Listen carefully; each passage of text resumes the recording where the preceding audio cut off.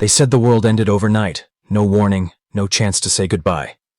But what if I told you, in the ruins of a city swallowed by silence, the real horror wasn't the destruction.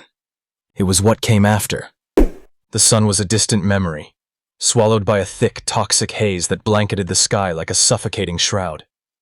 Skyscrapers, once proud giants, now stood like hollowed teeth, their glass eyes shattered and empty. Streets twisted into cracked scars, littered with the remnants of a civilization that had vanished. In the heart of this desolation wandered Mara, a lone survivor with eyes as sharp as shattered glass and a heart heavy with loss. She moved cautiously, every step stirring the dust of forgotten lives. Her only company was a battered backpack and a flickering flashlight cutting through the relentless gloom. One evening, as the last light bled from the horizon, Mara stumbled upon a building unlike the others, its facade eerily intact, windows boarded but doors ajar. Inside, the air was thick with the scent of damp wood and something far more unsettling.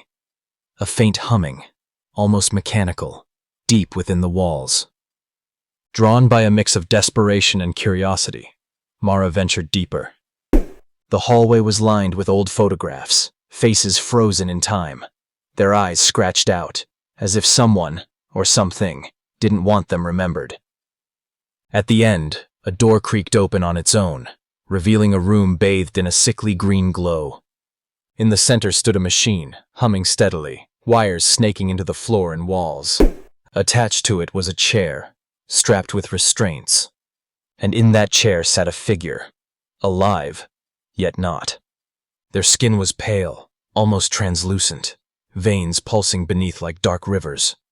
Their eyes snapped open, revealing pupils that were voids of absolute darkness. "Help me," the voice rasped, barely more than a whisper, yet it clawed at Mara's sanity. The figure explained this was an experiment, a last-ditch attempt by scientists to preserve humanity by merging it with machines. But something went horribly wrong. The subjects became trapped between life and death, minds twisted into endless torment. Mara's pulse quickened. She had to choose: destroy the machine and end the nightmare, or attempt to free the trapped souls, risking becoming one herself. As she reached out, the room seemed to warp, shadows stretching and twisting into grotesque shapes. The trapped figure smiled, a smile that wasn't quite human, and whispered, "Join us. We're waiting." The screen flickers as Mara's hand touches the machine. The last thing we see is her face, half illuminated by the eerie glow, eyes wide, not with fear, but something far deeper, the irreversible pull of the unknown. And then, silence. What happened to Mara? Did she become the next prisoner of the post-apocalyptic nightmare? Or did she shatter the cycle and bring hope to a broken world?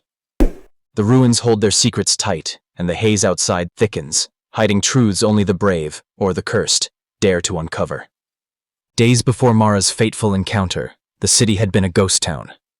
The few remaining survivors kept to the shadows, wary of the dangers lurking not just outside, but within the remnants of their shattered home.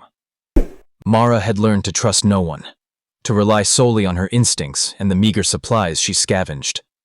Her journey that evening began like any other, searching for food, water, something to ease the gnawing ache of loneliness. But the building she found was different. It stood defiantly against the decay, a relic untouched by time. The boarded windows whispered secrets, and the slightly open doors beckoned her inside. Inside, the air was thick with a dampness that clung to her skin. The faint humming grew louder with each step, a sound that seemed both alien and intimately familiar. The photographs lining the walls told stories of lives once lived, smiling families, children playing, moments frozen in happier times. Yet the vandalism, the scratched-out eyes, spoke of pain, loss, and a desperate attempt to erase memories. Mara's heart pounded as she approached the open door. The sickly green light cast eerie shadows, making the room feel alive, as if it breathed with a pulse of its own. The machine at the center was unlike anything she had ever seen, complex, intricate, and ominously alive. The figure in the chair stirred, and Mara felt a chill that had nothing to do with the cold air. Their voice, fragile yet commanding, drew her in. They spoke of the project, how scientists, in their hubris, had tried to defy death by fusing flesh and technology. But the outcome was a prison, a liminal space where consciousness flickered in torment, unable to move on or truly live. As the figure recounted their suffering, Mara saw glimpses of others, faces twisted in agony, voices lost in static, souls ensnared in a web of circuitry and despair. The machine was a beacon and a cage, a monument to mankind's final gamble. Torn between hope and horror, Mara felt the weight of choice pressing down on her. To destroy the machine would mean freeing the city from this dark tether but condemning the trapped souls to oblivion. To attempt to free them was to risk her own humanity, stepping into a void where sanity frayed and reality blurred. The shadows around her writhed, whispering promises and threats, a cacophony of voices from beyond. The figure's smile deepened, unnatural and knowing, as they extended an invitation to join the endless waiting, to become part of something beyond life and death. Mara's fingers brushed the cold metal of the machine. Time seemed to stretch and fracture. Memories flooded her mind, faces she had lost, moments she wished to reclaim, a yearning for connection that defied reason. Then, darkness. When the light returned, the room was empty. The machine stood silent, its glow extinguished. Outside, the haze had thickened, swallowing the ruins in an even deeper shadow. Mara was gone. Yet, in the stillness, a faint hum began anew, barely perceptible, like a heartbeat beneath the silence. Somewhere, in the depths of that forsaken place, a new presence stirred, eyes opening to a world both familiar and forever changed.